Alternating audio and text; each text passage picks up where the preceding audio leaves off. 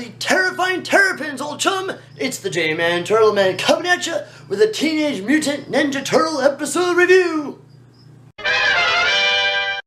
Hey man, it's the J-Man, and we had another new episode of Teenage Mutant Ninja Turtles this weekend on Nickelodeon, and all I have to say about it is, holy comic book ripoff! That in the Belfry. This episode was weird, but funny. I have to admit, going into this episode, I was a little hesitant, and I didn't want to like this episode. It just seemed a little too cheesy, too out there. It reminded me a lot of episodes like Pizza Face or Journey to the Center of Mikey's Mind. This really out there, wacky episode. But as I was watching it, I couldn't help but enjoy it. It was really funny and really weird, and I liked it. We are introduced to Wingnut and Screwloose in this episode.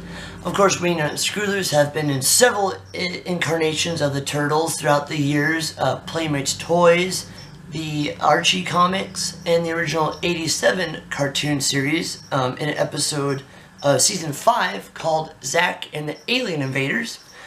They also appeared in IDW. They made a quick cameo in their comic Bebop and Rocksteady Destroy Everything. And they first appeared in issue 3 of that. It's a 5-part series, and which are really funny comics, by the way. This version of Wingnut and Screwloose are very different than the other versions we've seen. They are comic book characters. They're not even real. They're in a comic that Mikey is reading, Wingnut and Screwloose. And in fact, this whole episode is just comic book character parodies and rip-offs, and it is really funny. And it starts off with the Turtles all reading their favorite comic books. Mikey's reading Wingnut and Screwloose, and I wrote them down so I could remember. So Wingnut and Screwloose are obviously a parody of Batman and Robin, really funny. Even their origin story is similar to Batman. Wingnut originally, and Screwloose are originally from an alien planet. And they sort of kept with that origin in Nickelodeon, in being that their comic book origin, he is an alien whose parents died, and he adopted Screwloose from a circus, similar to Batman and Robin. Leonardo's comics that he's reading are Arachnid Man, which parody of Spider-Man, and Superb Man, which may be parody of Superman. I love that they just change an adjective and it's something different. Another comic that Leonardo is reading is a parody of the Incredible Hulk called The Indelible Bulge. Really. By far, though, the best one is the comic that Raphael is reading. His favorite comic is The Fantastic Four Food Groups. It's obviously a parody of Fantastic Four, but their Fantastic Four is Meat Man, Dr. Dairy, Asparagus, and Grain Girl. That is awesome. We need a Fantastic Four Food Groups movie, and I'm sure it'd be better than any Fantastic Four movie they'd already put out. Donnie is doing some experiments on April's crystal that she has, and through it he makes it more powerful somehow, like creates like a white ghost thing, and through that it brings these comic book characters to life. Mikey actually steals the crystal and causes it to bring Wingnut and Screwloose out of the comics, and it's actually pretty funny. So many like 60s Batman little references. At one point, like they're crawling up a rope, like pretending to go up a side of a skyscraper, but they're really just walking on the sidewalk. There's biffs and pows, and with the words appearing on the screen. My favorite one of those is Casey, like, hits a bad guy with his hockey stick, and it goes, Uncle Slam! Funny. For such a kind of a cheesy, goofy episode, it had really good action. It's still staying with these last few episodes. The tone is very similar. It didn't stray too far off, and the action is really, really fun and really good. At one point, Wingnut and Screwloose realize they are not real, and they steal a crystal. They steal April's crystal, and through that they make themselves evil, creepy, and they look more like their original characters. and there's a cool scene where Screwloose is chasing Raphael around their Belfry tower hideout, and he's using the grappling hook backpacks, and it's zooming here and zooming there, and really good action. Still keeping up with it. We had cats in this episode. We had an appearance by Ice Cream Kitty, and also at one point behind Casey as he's riding through the city, we see a poster on a telephone pole of a cat that looks like a parody of Grumpy Cat. So many parodies in this episode, and it says Missy is missing. So you know what that means. We go to our cartoon cat correspondent to find out what he thought of the cats in this episode. Mr. Boe Boes, what did you think of all the cats in this episode? This was a decent episode. It wasn't the best of the season. It was funny, it was goofy, and it made me laugh, and I enjoyed it. I was disappointed though by Mikey in this episode. I was hoping for a decent Mikey-centric episode, but it was still kind of the same as we always had. We still haven't really had a good episode with Michelangelo getting some good character development.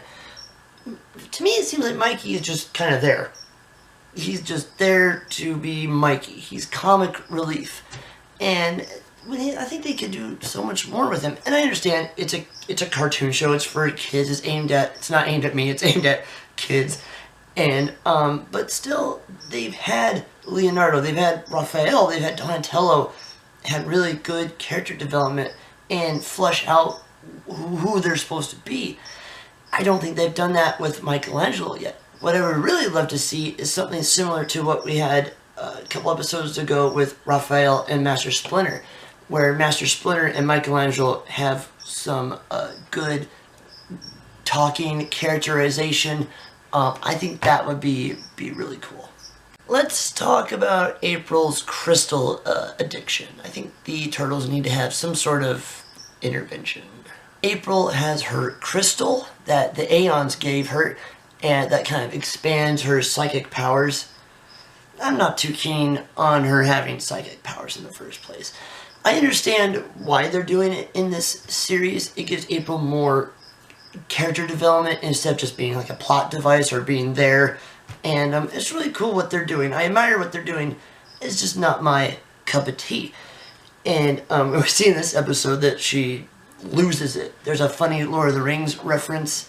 Man, the references and parodies in this episode. And Splinter tells her she needs to stop, but she says no. She needs it. She's never letting it go. And finally, at the end of the episode, she gets it back, and we see that she's just crazily holding on to it, that she's never going to let it go.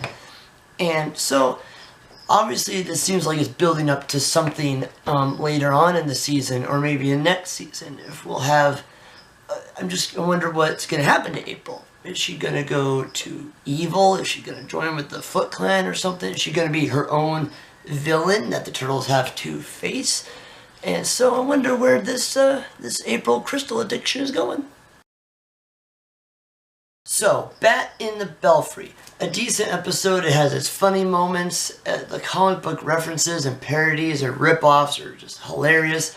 I enjoyed Wingnut and Screwloose. I love what the series did with them. But I felt that the story just fell kind of flat. The April storyline is building up, and I'm anxious to see where that goes. But the lack of character development for Mikey, again, just disappoints me. So I'm going to give it a 79%. C+. There are no new episodes this weekend, unfortunately. Looks like they're taking another break. So after a 16-week-long break, we get 5 new episodes, and then they're taking another break. Most disappointing thing to me about this series is I don't get why. I don't know. Some are speculating that this particular break is because of New York City Comic-Con is coming up October 6th through the 9th. So if that's true, if that's why they're taking the break, looks like we have about a 3.5-4 week long hiatus until the next episode. So, oh well. Thank you guys for watching my video. Please keep checking back. I want to keep you all updated with any news that I hear coming out of New York City Comic Con or elsewhere. and I want to tell you as soon as I know about it. For more up-to-date news, don't forget to check out my Instagram page at the TurtleMan. And please don't forget to like, comment, and subscribe. Thank you guys for watching my video. This is the TurtleMan saying cowabunga.